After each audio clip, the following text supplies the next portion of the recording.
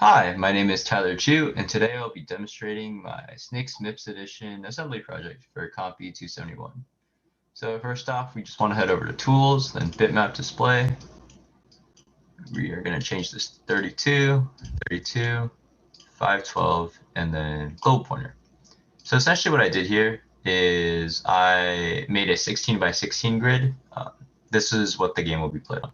So after pressing connect to MIPS, we will assemble and run, and this should pop up.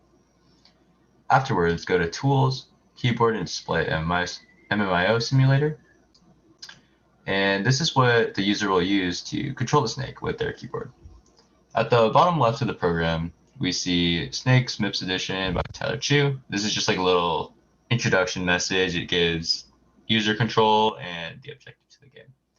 So on the MMIO simulator, press Connect to MIPS, and if you press W, the snake will travel upwards. If you press A, the snake will travel left. D, the snake will travel right. And S, the snake will travel down. So I'm going to give a little demonstration of my game. So as you can see, there are these little brown pixels on the grid. And these, in this case, are called cookies. And the objective of the game is to collect as many cookies as possible, navigating through this grid and not touching the obstacles, of course, or the outer boundaries. And so as you can hear, every time I touch one of these cookies, a little theme is played. And every time you touch these cookies, it adds plus 10 to your final score, and that score will actually be displayed at the end of the game. So let me just run into one of these obstacles real quick.